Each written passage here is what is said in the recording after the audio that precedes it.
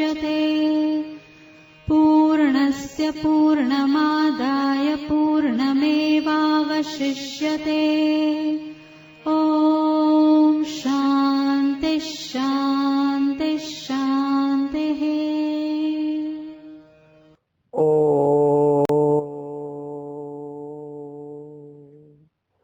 भद्रं कर्णेभिः शृणुयाम देवाः। भद्रं पश्येमाक्षभिर्यजत्राः। स्थिरैरङ्गैस्तुष्टुवागुंसस्तनूभिर्व्यसेम देवहितं यदायुः। स्वस्ति न इन्द्रो वृद्धश्रवाः।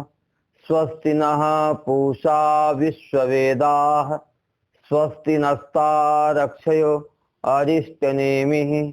स्वस्ति नो बृहस्पतिर्दधातु। ओम शांति शांति शांति। शंकरं शंकराचार्यं केशवं बादरायणं सूत्रभाष्य कृतौ वन्दे भगवन्तौ पुनः पुनः। ईश्वरो गुरुरात्मेति मूर्तिभेद विभागिने व्योमवद्व्याप्तदेहाय दक्षिणामूर्तये नमः। ओम शांति शांति शांति।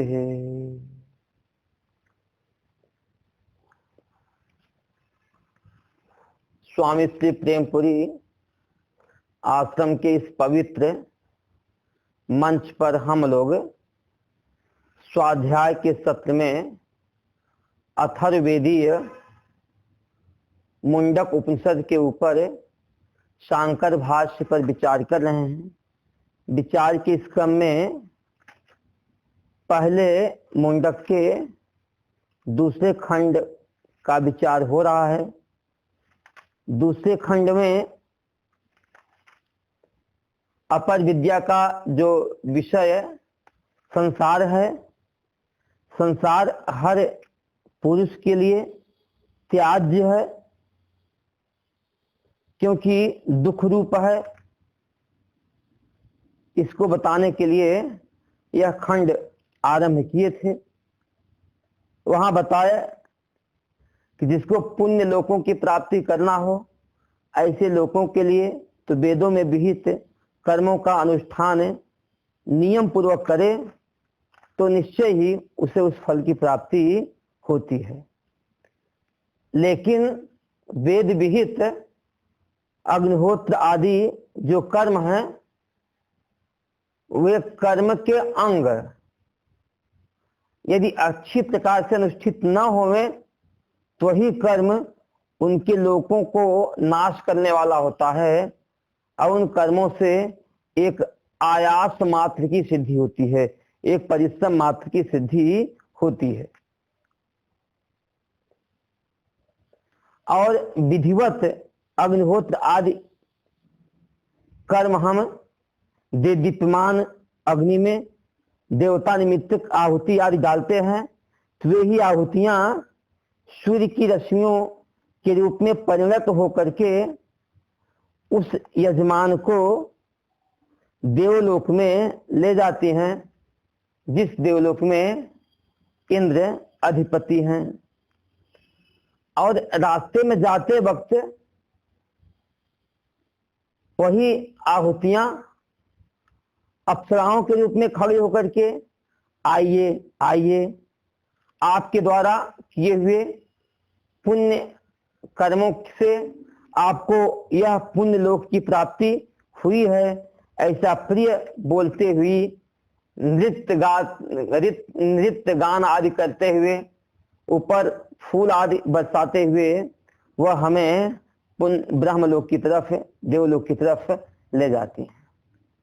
लेकिन इनके इन शब्दों को सुनकर के हमें उसमें फंसना नहीं चाहिए, बल्कि ज्ञान रहित जो कर्म है, इन कर्मों का बस इतना ही फल होता है और जो भी फल मिलता है वह असार है, दुख मूल है, क्योंकि वह फल अनित्य है।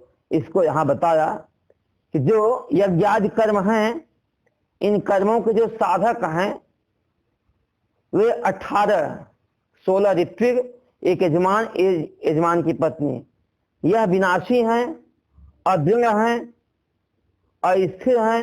जिनसे पैदा हुआ जो कर्म है वह कभी विनाशी ही होगा। और उन्हीं कर्मों को जो कल्याण का साधन समझ करके लोग अभिनंदन करते हैं, उनको महत्व देते हैं, वे मूर्ख व्यक्ति कर्मों के फलस्वरूप स्वर्ग आदि लोकों की प्राप्ति करके बाद में जन्म, जरा, मृत्यु, जन्म आदि को प्राप्त करते हैं। ऐसे कर्मी लोग स्वयं अविद्या में स्थित हैं और अपने आप को बड़ा पंडित और बुद्धिमान मानते हैं। जरा, रोग आदि अनर्थ के समूह से पीड़ित होते हुए विचरण करते हैं, भ्रमण करते हैं। और उनके पीछे चलने वाले लोग भी वैसे हैं जैसे एक अंधे के पीछे दूसरे अंधे लगे हुए, एक अंधे अंधे को रास्ता दिखा रहा है। अविद्या में वर्तमान व्यक्ति हैं लेकिन अपने आप को कृतार्थ मानते हैं और स्वयं ही अपनी प्रशंसा करते हैं। ऐसे नासमझ मूर्ख जो कर्मी है, राग के कारण, कर्मों के प्रति राग के कारण, कर्मों के प्रति आसक्ति के कारण आत्म ज्ञान को नहीं जान पाता है और कर्मों के द्वारा प्राप्त लोक के भोग के बाद उसका नष्ट हो जाता है। ऐसे अविद्या में ग्रसित व्यक्ति इष्टपूर्त और दत्त कर्मों को ही सर्वश्रेष्ठ मानते हैं। इसके अलावा आत्मज्ञान को कल्याण का साधन नहीं समझते हैं। ऐसे मूर्ख व्यक्ति उन कर्मों के फलस्वरूप स्वर्ग लोक आदि जाकर के वहां किए हुए कर्मों से जो पुण्य फल है, पुण्य फल को भोगने के लिए दैवी देह को प्राप्त करके बाद में इस लोक में अथवा इससे भी नीचे नरक आदि लोक की प्राप्ति करते हैं। 11वें मंत्र का कल विचार आरंभ किए थे, एक पैराग्राफ हो गया था, अभी एक संशय हुआ तो पहले हम 11वें मंत्र का उच्चारण करते हैं। तपः सभ्ये हि उपवसन्त अरण्ये शांता विद्वांसो भैक्षचर्यां चरन्तः सूर्य द्वारेण ते विरजा प्रयान्ति यत्रामृतः स पुरुषो हव्यात्मा। 10वें श्लोक तक या 10वें मंत्र तक अब ज्ञान से रहित कर्म बताया है। 11वें मंत्र से कहते हैं कि 10वें मंत्र तक जिन यजमानों का निरूपण किया उनसे विपरीत है जो ज्ञान से युक्त हैं। ज्ञान से युक्त जो शांत और विद्वान हैं, जो गृहस्थ शांत और विद्वान है। शांत माने जिनकी इंद्रियां विषयों की दौड़ से उपरत हो गई है। अब विद्वान माने गृहस्थ आश्रम में भी रहते हुए ज्ञान प्रधान है, विचारशील हैं। परीक्ष लोकान आगे हम बता रहे हैं, 12वें मंत्र में भी इसी के बाद आएगा, जिनमें क्या अच्छा है क्या बुरा है इसकी परीक्षण करने का एक विवेक प्राप्त हो। ऐसा जो विद्वान है कहते गृहस्थ आश्रम से उठ करके वानप्रस्थ अथवा संन्यास में चला जाता है। ये शांत विद्वांसो, ये व्यक्ति जो शांत और विद्वान गृहस्थ है वह ही माने निश्चय ही वानप्रस्थ अरण्य में वन में रह करके भिक्षाचर्य, भिक्षा आदि वृत्ति का आचरण करते हुए रहते हैं। और रह करके क्या करते हैं? तपस्तब्धे चरंत है।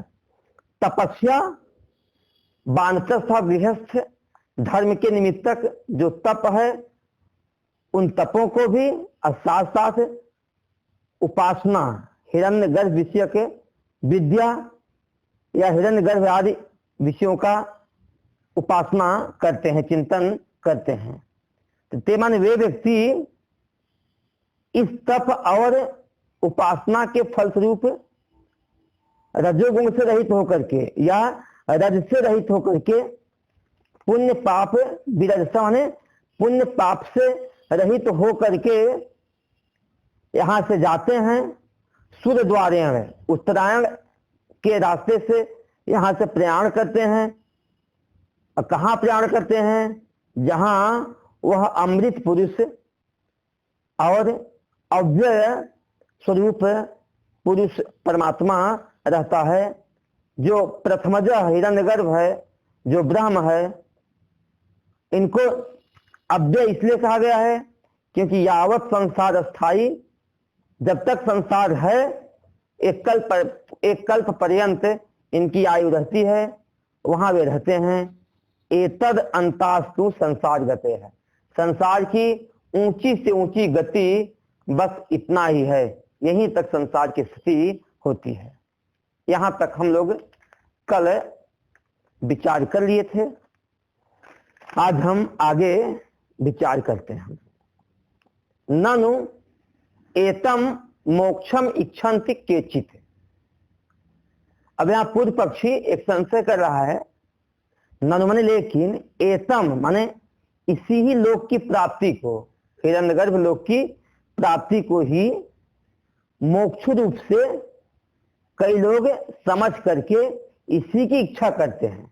एतम मोक्षम इच्छन्ति, इसी हिरण्यगर्भ लोक की प्राप्ति, ब्रह्मलोक की प्राप्ति को ही कई लोग मोक्ष समझ करके इच्छन्ति, इसी की ही इच्छा करते हैं। कौन? केचित, कुछ लोग इसी को ही मोक्ष समझ करके इसी को ही मोक्ष समझते हैं और इसी की ही कामना करते हैं। तो सिद्धांती कहते हैं नहीं बाबा, मोक्ष नहीं है, क्योंकि मोक्ष में कहीं आना और जाना होता नहीं है।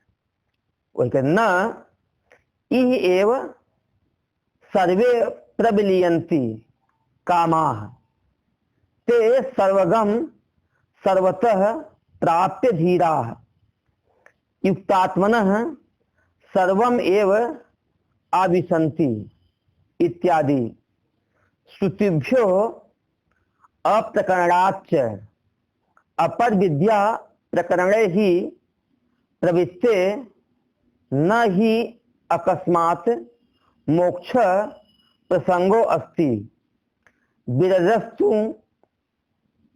विरजस्त्वं तु आपेक्षिकम समस्तम अपर विद्या कार्यम साध्य साधन लक्षणम क्रियाकारक फल भेद भिन्नम द्वैतम एतावद एव यद हिरण्यगर्भ प्राप्ति अवसानम तथा च मनुना उक्तम स्थावराद्याम संसार गतिम अनुक्रामता ब्रह्मा विसृजो धर्मो महान अव्यक्तम एव च उत्तमाम सात्विकीम एताम गति माहुर मनीषिणः। कहते कई लोग ब्रह्मलोक की प्राप्ति को ही मोक्ष समझते हैं। कहते ना, ब्रह्मलोक की प्राप्ति मोक्ष नहीं है, ऐसा समझना उचित नहीं है, क्योंकि आगे इसी मुंडक स्तुति के ही तीसरे मुंडक के दूसरे भाग के दूसरे मंत्र में स्तुति स्वयं कहेगी कामान यह काम्यते मन्यमान स कामभिर जायते तत्र तत्र पर्याप्त कामस्य पिता मनस्त्विहैव सर्वे प्रबलीयन्ति कामाः। भाव है ई एव सर्वे प्रबलीयन्ति कामाः। मतलब क्या हुआ? ई एव मतलब अस्मिन् शरीरे एव, अस्मिन् जगति एव सर्वे कामाः प्रबलीयन्ति, सारी की सारी कामनाएं यहीं लीन हो जाती हैं। देखो, जन्म का हेतु आवागमन का हेतु एक स्थान से दूसरे स्थान पे जाने का जो कारण है वह आपके भीतर कामनाएं ही हैं। आपकी कामनाएं ही आपको इस संसार में नचाया करती हैं। एक संत ने बोला, दौड़े दौड़े दौड़िया, जब लगी मन की दौड़, दौड़ मिट्टी मन फिर भया, वस्तु ठौर की ठौर। कामान यह कामयते, जिन कामनाओं को महत्व देता हुआ उसकी इच्छा करता है, वह उसी कामनाओं को द्वारा ही उस काम्य भोग की प्राप्ति के योग्य शरीर, योग्य स्थान पर वह जन्म लेता है। लेकिन जो व्यक्ति पर्याप्त कामस, जो व्यक्ति या जिसकी सारी कामनाएं पूर्ण हो गई हैं, जो कृतात्मन कृतकृत्य हो गया है, कहते इसी ही लोक में सर्वे कामा प्रबलियंती, उसकी सारी कामनाएं लीन हो जाती हैं। और जब कामनाएं लीन हो गई तो फिर बताओ वह जन्म का कारण ही समाप्त हो गया। जन्म लेगा तो कैसे लेगा, ब्रह्मलोक भी जाएगा तो कैसे जाएगा। इसलिए यहाँ ही सारी कामनाएं लय हो जाती हैं और जन्म का हेतु आपके भीतर की कामनाएं ही हैं जो आपको शांति से बैठने नहीं देती है। दूसरी स्थिति तीसरे मुंडक के ही दूसरे खंड की 5वीं स्थिति है, 5वां मंत्र है। वहां भी यही बताया गया है, ते सर्वगम सर्वतः प्राप्त धीरा युक्तात्मनः सर्वम एव आविशन्ति। ते माने वे व्यक्ति, वे माने कौन?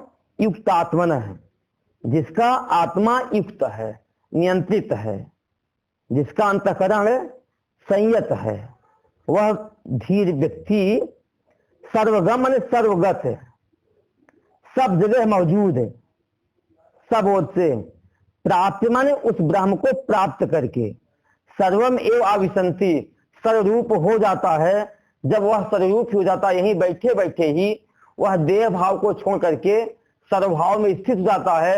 वही अपने आप को ब्रह्मा में भी स्थित देखता है, ब्रह्मलोक में भी स्थित देखता है। तो फिर यहाँ से अन्यत्र उसको जाने के लिए कोई कारण रह नहीं जाता है इत्यादि। ये भी मंत्र इसी मुंडक में आगे हम बताएंगे। तीसरे मुंडक में दूसरे खंड का 5वां मंत्र है। 5वां मंत्र बताया गया वहां, संप्राप्त एनम ऋषियो ज्ञान तृप्ता कृतात्मनो वीतरागा शांता ते सर्वगम सर्वतः प्राप्त धीरा युक्तात्मना सर्वमेव आविशन्ति। कहते सब संप्राप्त एनम, इस आत्मा को प्राप्त करके जो ऋषि हैं, ज्ञान तृप्ता, जो ज्ञान से तृप्त हैं, कृतात्मन है, जो कृतकृत्य हैं, वीतराग हैं, प्रशांत हो जाते हैं व्यक्ति। इस आत्मा को प्राप्त करके ऋषि गण ज्ञान से तृप्त हो जाते हैं। फिर इनको कुछ जानना शेष नहीं रहता है, और न जानने के लिए यहां वहां उनको कहीं भटकना भी पड़ता है। कृतात्मन है, जो कुछ करना था वो सब कर लेते हैं, फिर कुछ करने की भी इच्छाएं उनके भीतर रहती नहीं है। वीतरागा, वैराग्य से युक्त हो जाते हैं।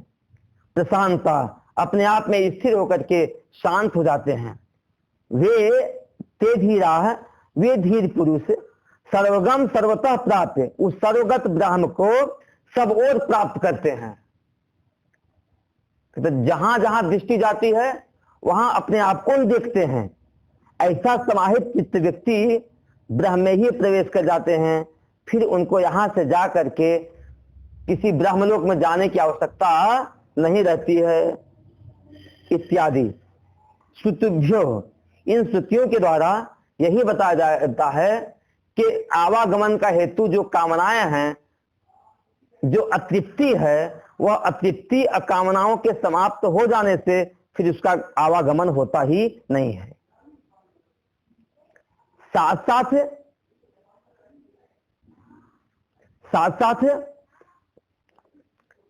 कहते अप्रकरणाच्चा यह जो प्रकरण है वह मोक्ष का प्रकरण भी नहीं है बाबा।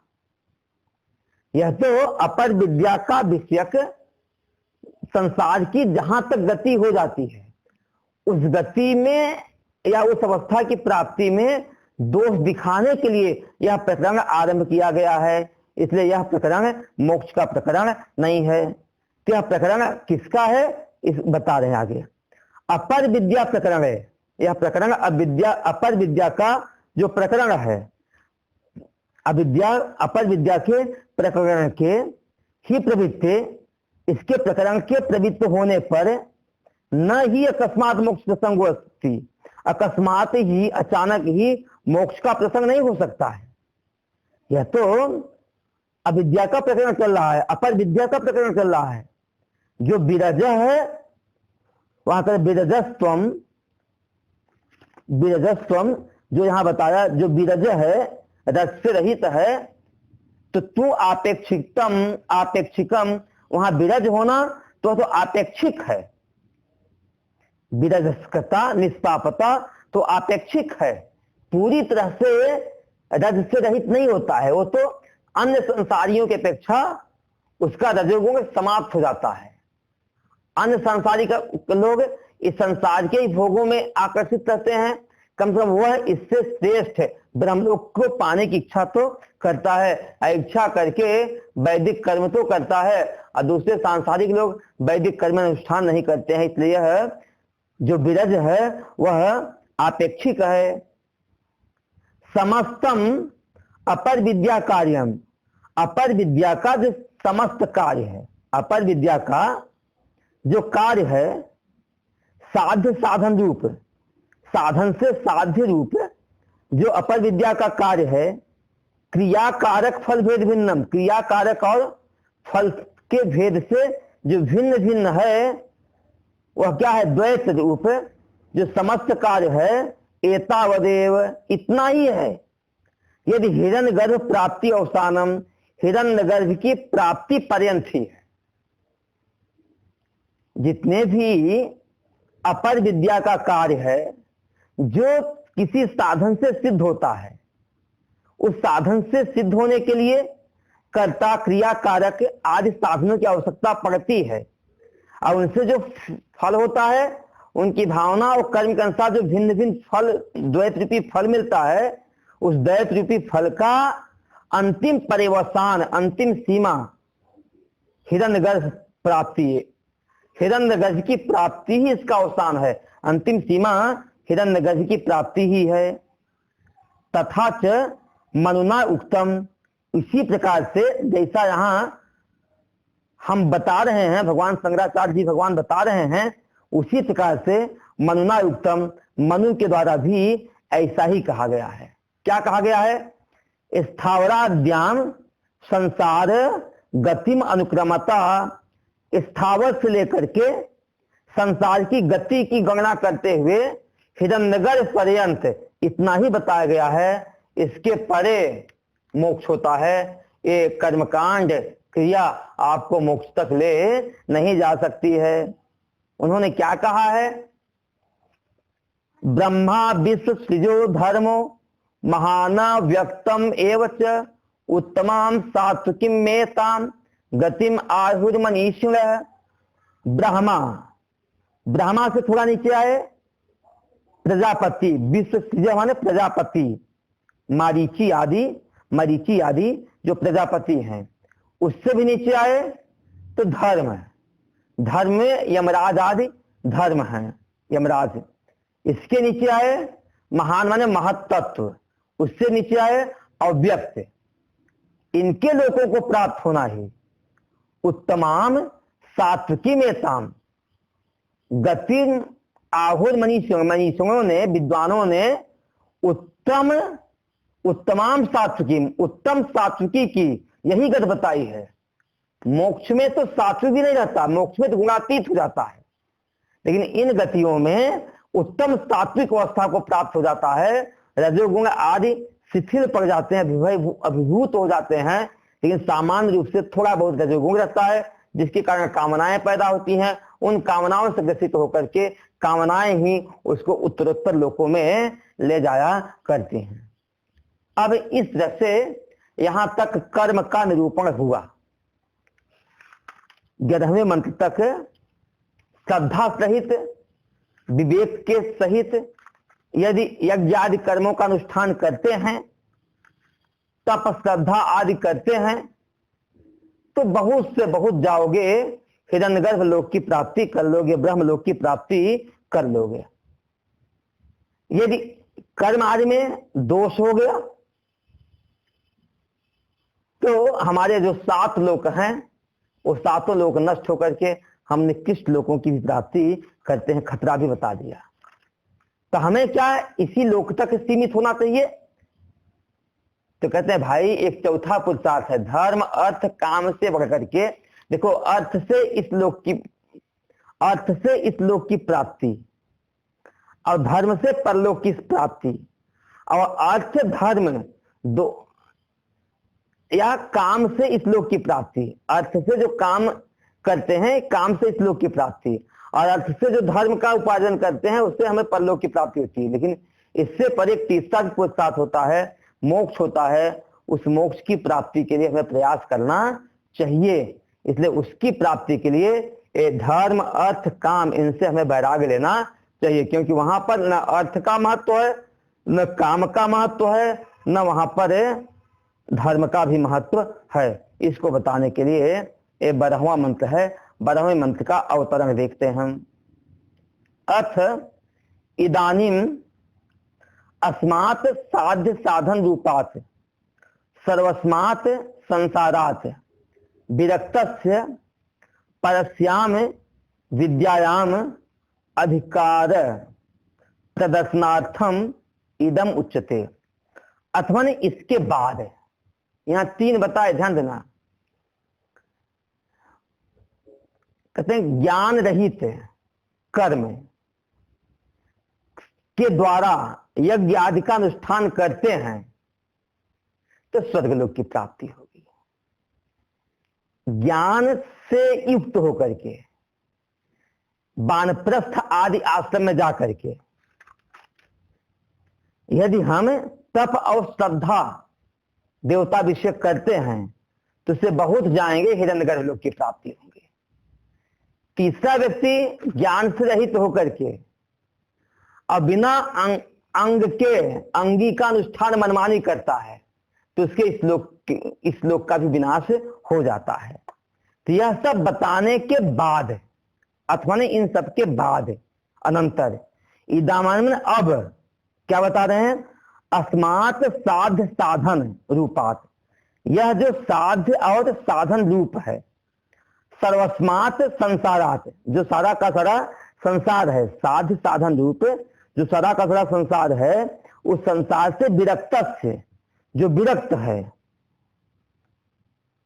विरक्त पुरुष का परस्याम विद्यायाम अधिकार है, उसका परा विद्या में अधिकार है। उस अधिकार को प्रदर्शनार्थम, उस अधिकार को दिखाने के लिए, उस अधिकार का प्रदर्शन करने के लिए इदम उच्यते, यह मंत्र 12वां मंत्र कहा जा रहा है। मतलब 11 मंत्रों तक जिन कर्मों का निरूपण किया, उन कर्मों को करने के लिए नहीं, बल्कि इन कर्मों से वैराग्य के लिए निरूपण किया, जिससे हमें परा विद्या की प्राप्ति हो। जब तक इनसे हम वैराग्य लेंगे नहीं, तब तक हमें परा विद्या की प्राप्ति होगी नहीं, और जब तक परा विद्या की प्राप्ति नहीं होगी तब तक हमें मोक्ष की प्राप्ति होगी नहीं। इसके लिए यह 12वां मंत्र है। बहुत प्रसिद्ध मंत्र है, महात्मा लोग हमेशा बोलते रहते हैं। परीक्ष लोकान कर्म चितान ब्राह्मणो निर्वेद मायात्मास्त्य कृतः कृतेन तद विज्ञानार्थम सगुरुमेवाधिगच्छेत् समित पाणी श्रोत्रियम ब्रह्मनिष्ठम।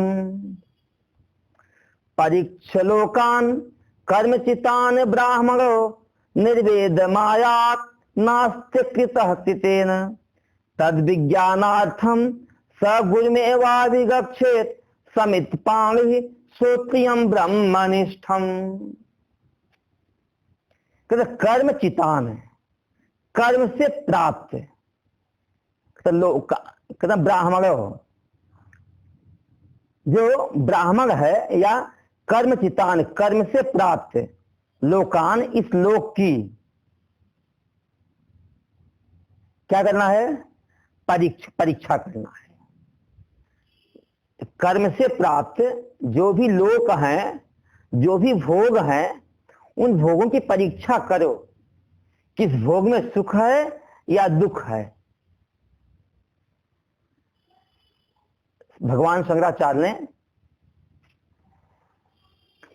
प्रबोध सुधाकर में एक बहुत सुंदर श्लोक बताया, विषयों का इंद्रियों के साथ जो संयोग होता है, विषय इंद्रियों संयोगे, विषयों का इंद्रियों के साथ जो संयोग होता है, उस संयोग से अल्प समय के लिए सुख मिलता है, क्षण मात्र का सुख मिलता है, और बाद में परिणति स्वरूप क्षण मात्र का सुख मिला, लेकिन अनंत काल तक दुख मिलता है।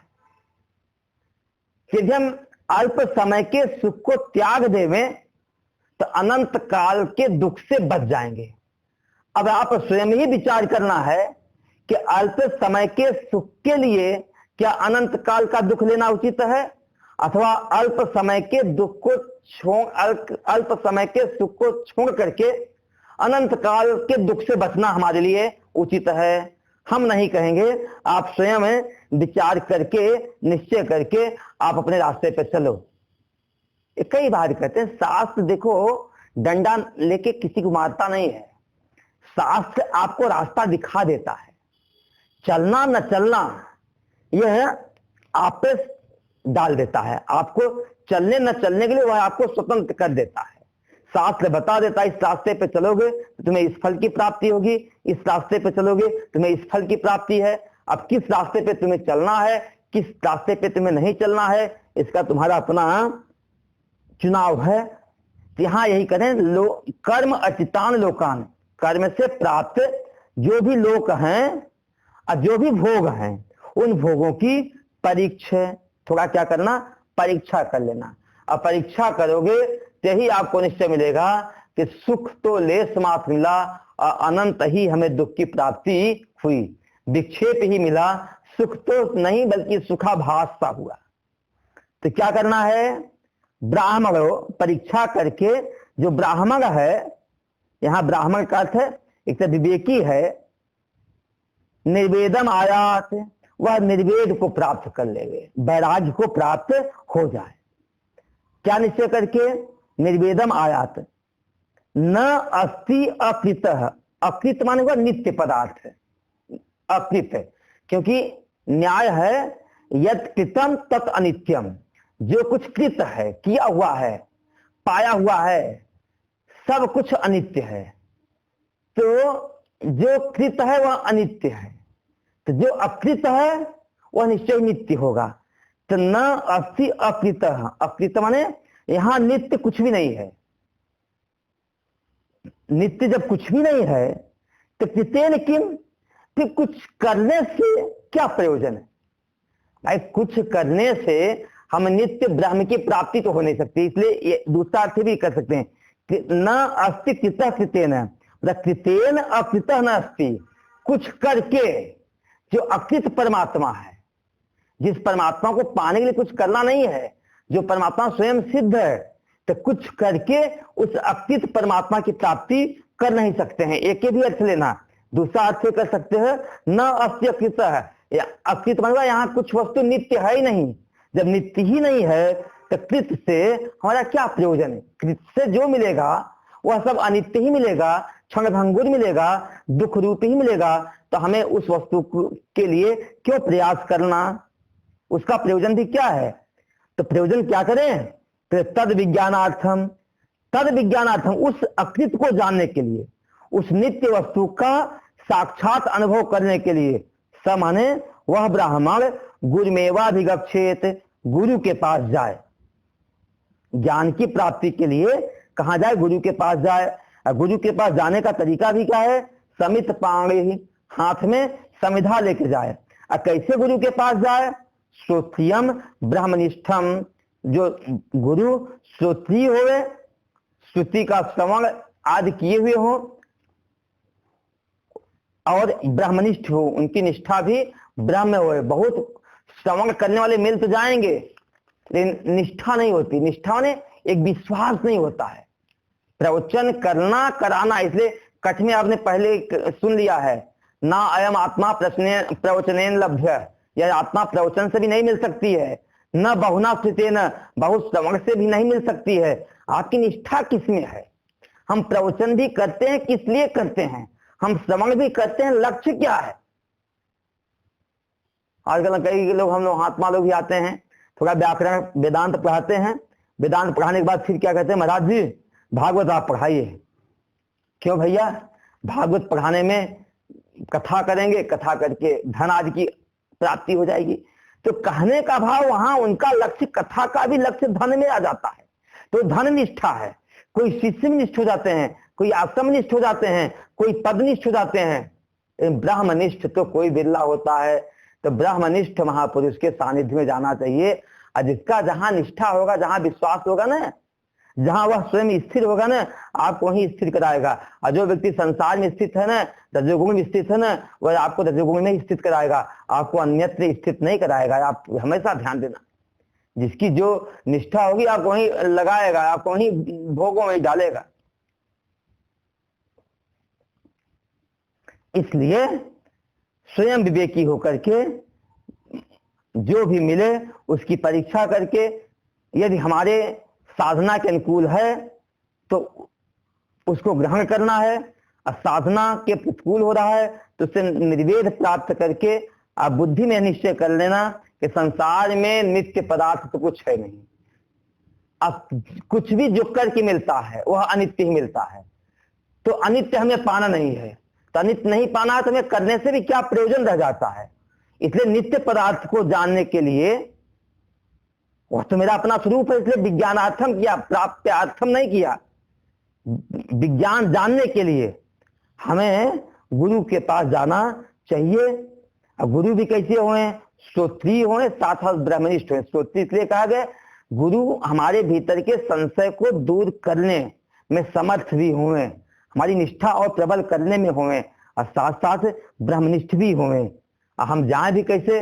तो समित पाणी एक तरह से शिष्य की योग्यता बताई, और श्रोत्रिय ब्रह्मनिष्ठ गुरु की योग्यता बताई। शिष्य भी समित पाणी होके योग्य शिष्य योग्य गुरु के पास जाएगा, निश्चय ही लक्ष्य की प्राप्ति होगी।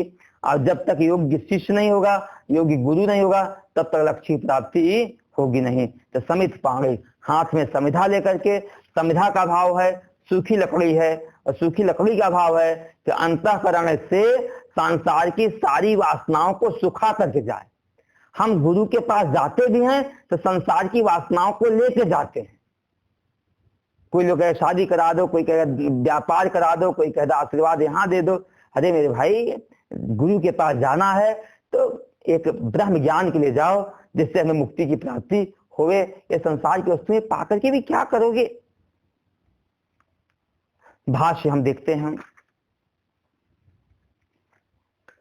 परीक्ष यद एतत् ऋग्वेद आदि अपर विद्या विषयम स्वाभाविक विद्या काम कर्म दोषवत पुरुष अनुष्ठेयम अविद्या आदि दोषवंतम एव पुरुषम प्रति विहितत्वात् तद अनुष्ठान कार्यभूताश्च लोका ए दक्षिणोत्तर मार्ग लक्षणा फलभूता है, ये च विहिता करण प्रतिषेध अतिक्रम दोष साध्या नरक तिर्यक प्रेत लक्षणा तान एतान परीक्ष प्रत्यक्ष अनुमान उपमान आगमई सर्वतो याथात्मेन अवधार्य लोकान संसार गति भूतान अव्यक्त आदि स्थावरांतान व्याकृत अव्याकृत लक्षणान। बहुत लंबा वाक्य है। बीजांकुरवत इतरेतर उत्पत्ति निमित्त अनेक निमित्तान अनेकान अनेक अनर्थ सत सहस्र संकुलान कदली गर्भवत असारान माया मरीचि उदक गंधर्व नगराकार स्वप्न जल बुध बुध फेन समान प्रतिक्षण प्रध्वंसान पृष्ठतः कृत्वा अविद्या काम दोष प्रवर्तित कर्मचितान धर्म अधर्म निर्वर्तितान इति एतत्। यहां तक लेना। परीक्षा करना है। किसकी परीक्षा करना है? यत्मन जो एतत् जो यह ऋग्वेद आदि अपर विद्या विषयम ऋग्वेद ऋग यजुर साम आदि के मंत्रों के द्वारा जिन कर्मों की सिद्धि होती है और उन कर्मों से मिलने वाला जो फल है उन फल की परीक्षा करनी है।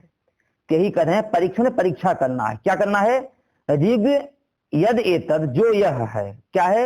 ऋग्वेद आदि अपर विद्या विषयम ऋग्वेद आदि अपर विद्या विषयक जो स्वाभाविकी मतलब स्वाभाविक ही रूप से अविद्या काम कर्म दोषवत स्वाभाविक रूप से अविद्या से युक्त।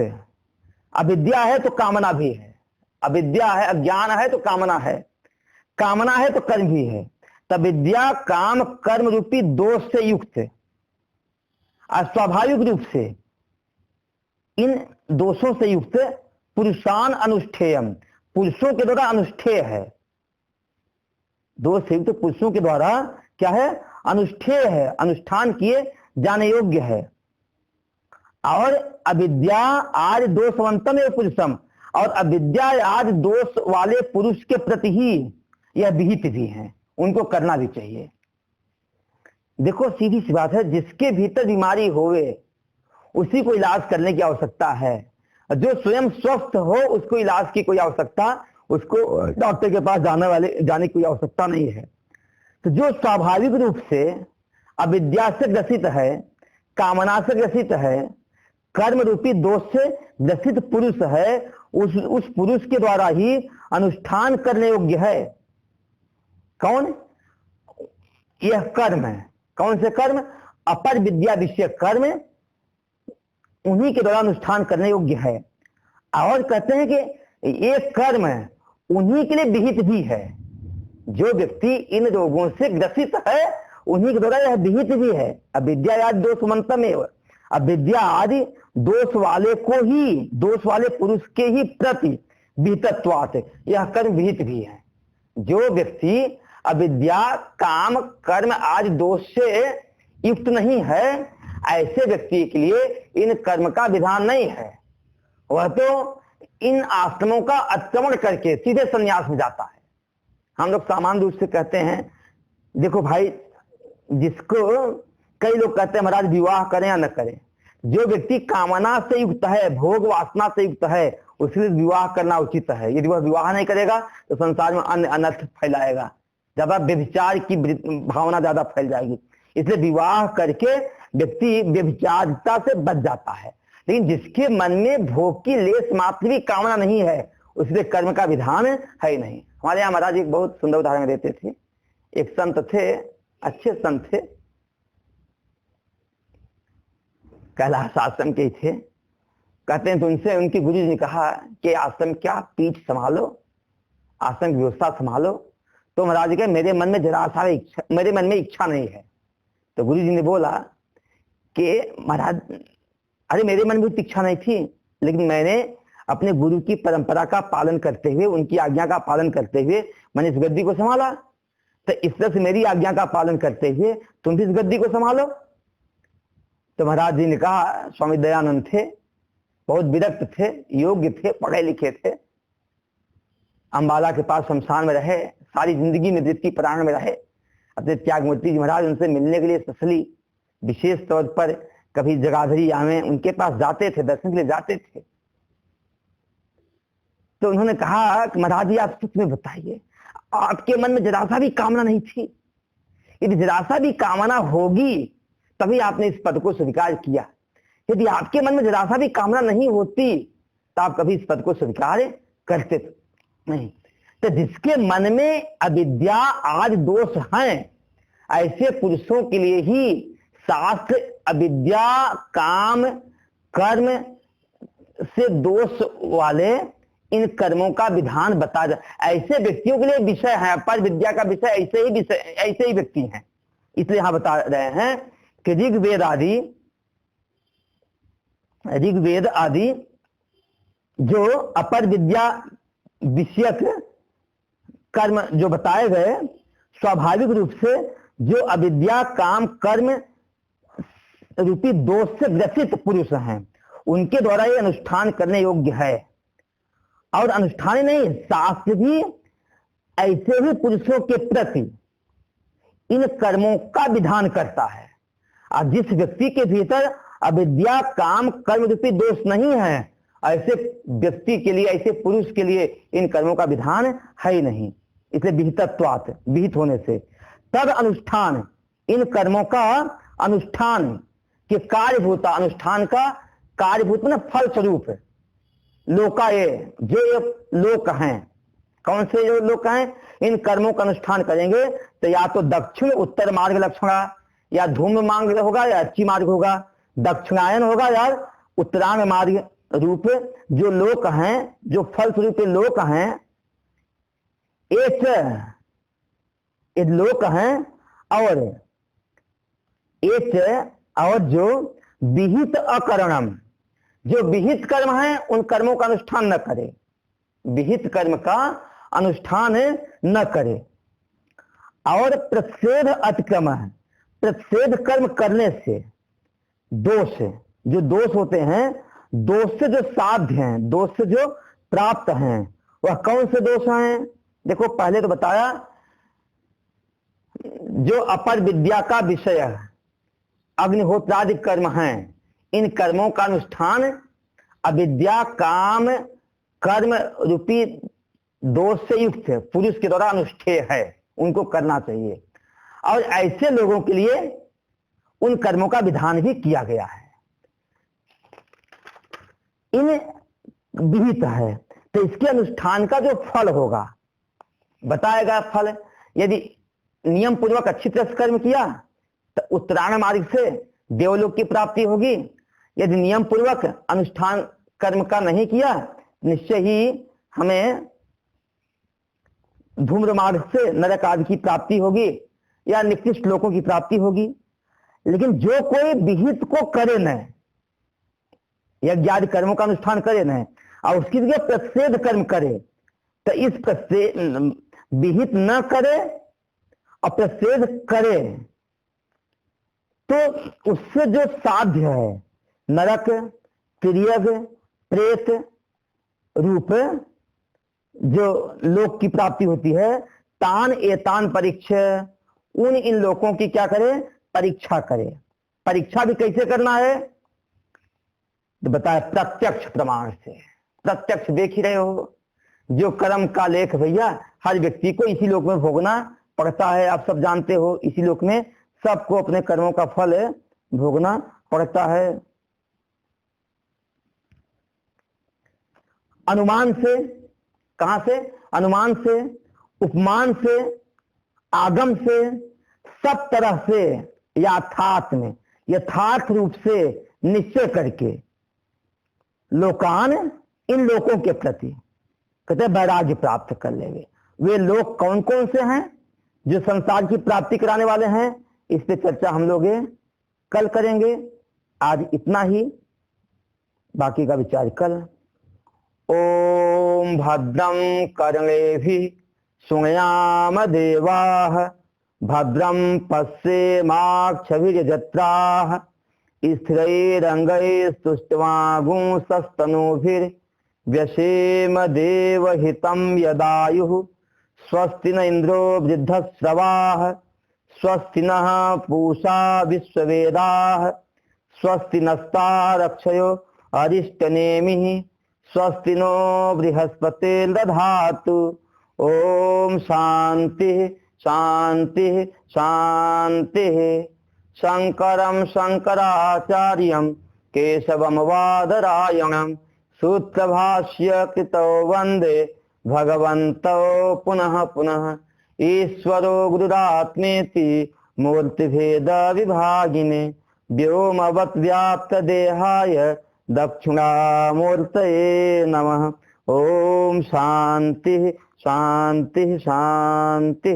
ओम नमः पार्वती पते हरे हरे हर महादेव की जय। ॐ शान्ति शान्ति